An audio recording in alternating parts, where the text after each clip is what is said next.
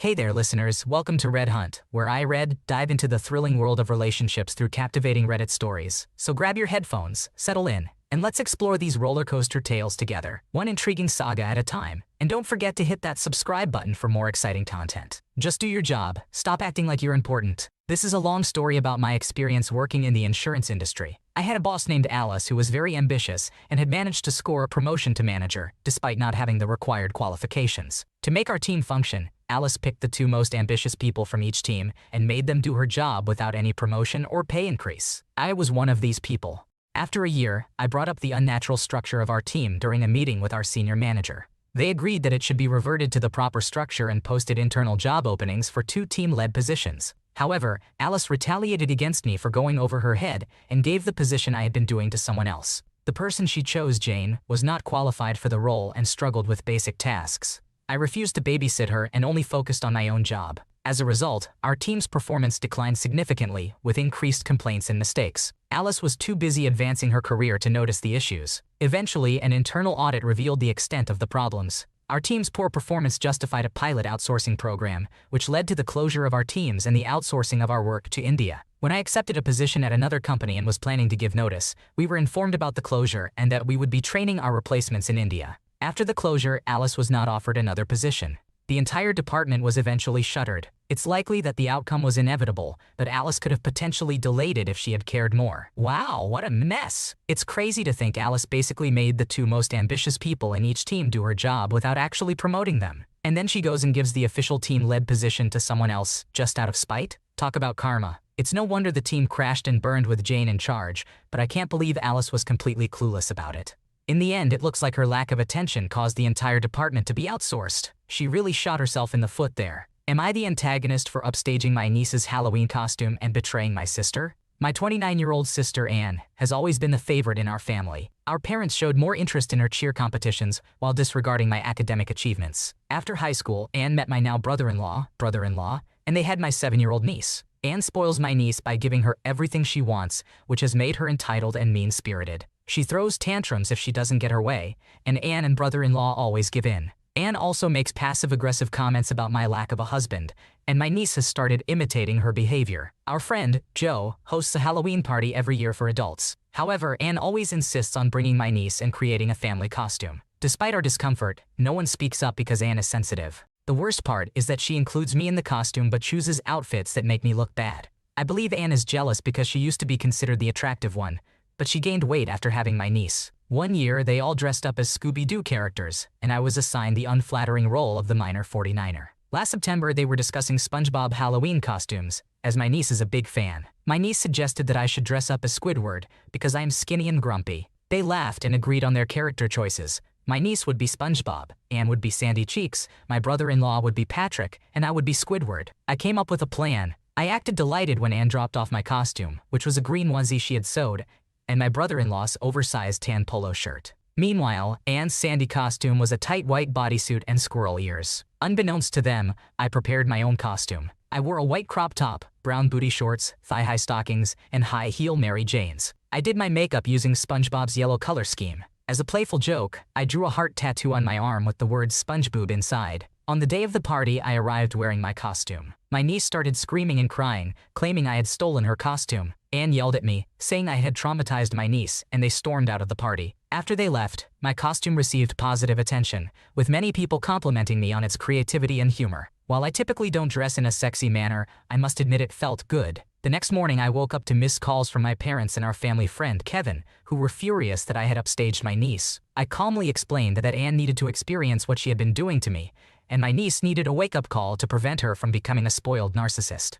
Things eventually calmed down, but Anne continues to ignore me, which doesn't bother me. She has been posting on Facebook about traitors and Benedict Arnold. Last week, she even posted a picture of my niece at Disney World with a caption threatening anyone who hurt her. The post received many likes, and now I wonder, am I the asshole? It sounds like your sister has always been the favorite, and it's clearly shown in her parenting style. Your niece's behavior is a result of her being spoiled. By turning the tables and wearing a creative and funny costume, you taught both your sister and niece a valuable lesson. Your sister's reaction and social media posts only prove her selfishness. My wife has lost a lot of weight. How do I make sure she is okay? So my wife has always been pretty average size, around 5'7" and about 130 pounds. I don't know the exact numbers because we don't really talk about it, but she's mentioned it in the past. When I buy her clothes and ask her about her size, she always says she's a size 6. She's always been strong too, as she does massage therapy and is really skilled in deep tissue massages. There have been times when she's worked on me and it was quite painful, even though I'm not a small guy. Around 6 months ago, she started making some changes. She stopped eating junk food and joined classes at the YMCA, such as yoga and cardio. Since then, she has lost a significant amount of weight.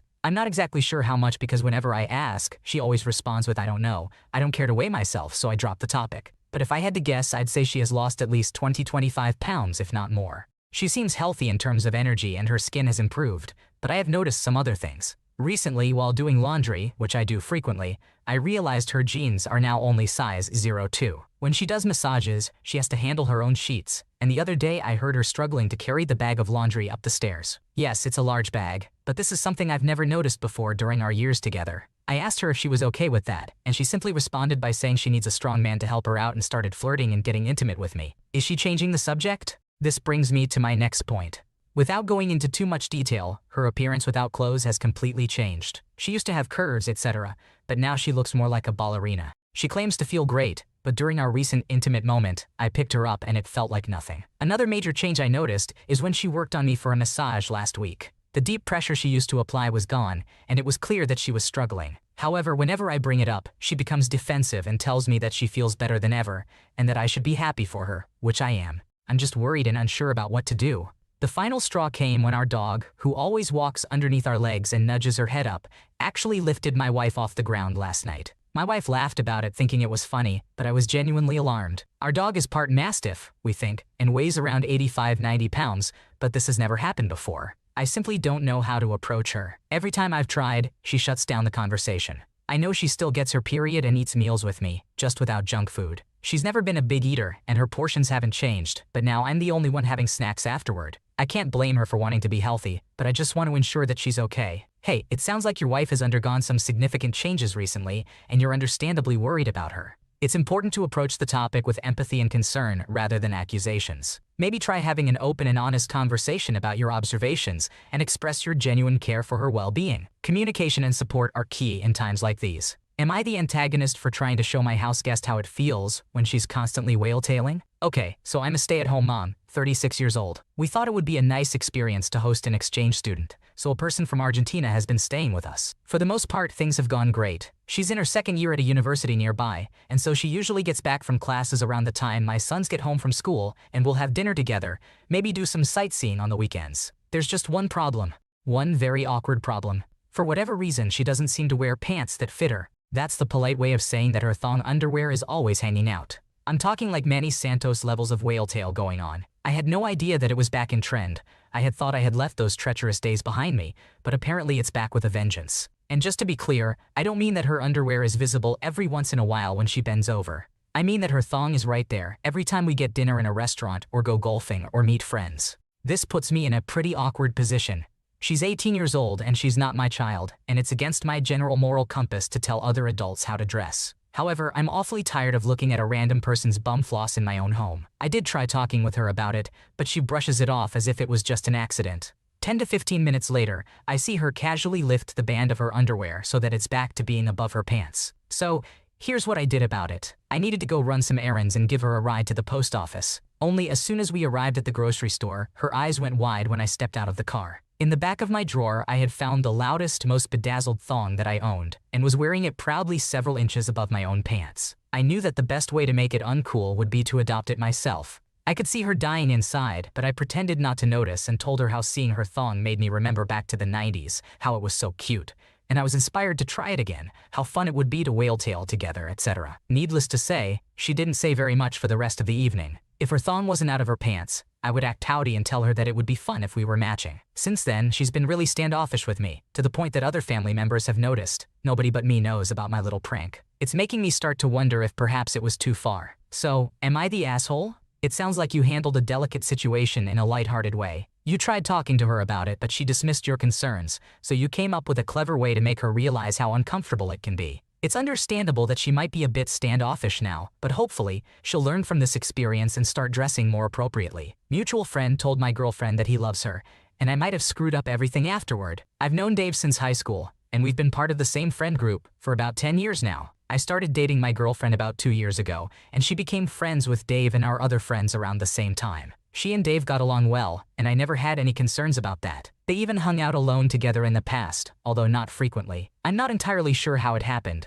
but it was explained to me like this. Dave asked me and my girlfriend if we wanted to see a movie on Saturday, together with our other friends. I was busy, so my girlfriend decided to go without me, which was fine with me. When she arrived, she found out that it was just her and Dave at the hangout. I don't know if it was a coincidence or if Dave planned it that way, but he did know I wasn't coming. Before the movie, they went to get something to eat. During that time, they started talking about my girlfriend and our relationship. Somehow, this turned into Dave confessing that he was in love with her. My girlfriend was surprised by this and she said she was flattered, but in a relationship with me. Dave said that was okay and that he needed to get it off his chest because he had been holding on to it for a while. Dave suggested that my girlfriend and he should go back to his place and discuss things. My girlfriend apologized and declined. Dave then kissed her, but she refused and left. Here's where things get confusing. Instead of coming home and telling me about it, my girlfriend decided to go to her best friend Sarah's place to talk to her about it instead of me. Dave was the one who called me and told me what happened. Obviously, I was pretty angry at him and he's no longer my friend. He even tried to apologize, which only made me angrier. I then called my girlfriend, who initially tried to pretend nothing was wrong.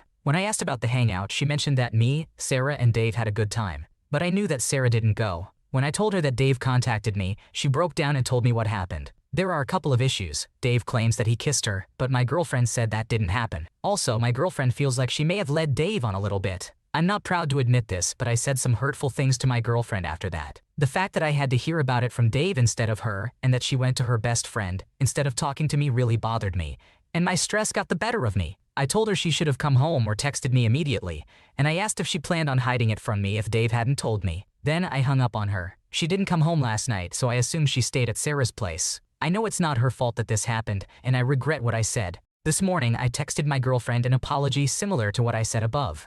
A few hours later, Sarah called me and informed me that my girlfriend was really shaken by what Dave told her and wants to take a break from our relationship to figure things out. She'll be staying with Sarah for a few weeks. I said it was fine and that she can reach out or come home whenever she wants, but Sarah mentioned it may be a while before my girlfriend contacts me. I'm taking the day off work because I'm not in the right state of mind to be around others. This whole situation feels like a shock to the system. Yesterday I had a girlfriend and a group of friends, and I was happy. Now it seems like I have neither.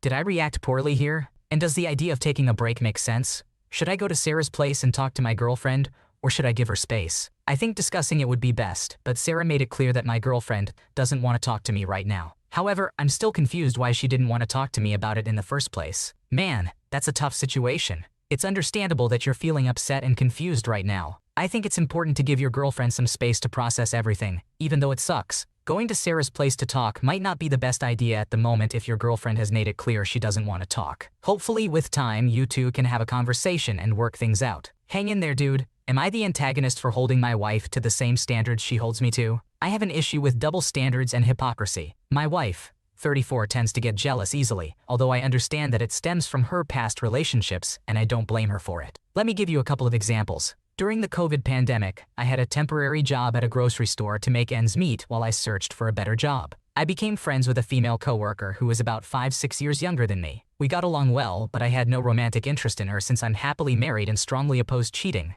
I believe that those who engage with people who are cheating are just as bad. My wife met this coworker on multiple occasions, and she even suggested going on a double date together to get out during the pandemic. However, after that meeting, my wife started behaving strangely. It turned out that she thought I was interested in this coworker and was afraid that I would cheat on her. I reassured her countless times of my commitment and love and even cut off contact with the coworker outside of work hours to give my wife peace of mind. Now let's fast forward about 18 months. My wife switched departments at her company and had to go to the office for training. Since she doesn't drive, I would pick her up after work. One day, she confessed to having a crush on the guy who was conducting the training. As someone who doesn't get jealous easily, this bothered me. Later, we attended a coworker's wedding reception and ended up sitting at the same table as the guy my wife had a crush on. Surprisingly, he brought his girlfriend to the event. As a joke, my wife pretended to be heartbroken about him having a girlfriend. When I pointed out this double standard, where I couldn't have a purely platonic friend while she openly admires another man, my wife didn't like it and claimed that it's not the same. I fail to see how it's different though. So, am I the asshole in this situation?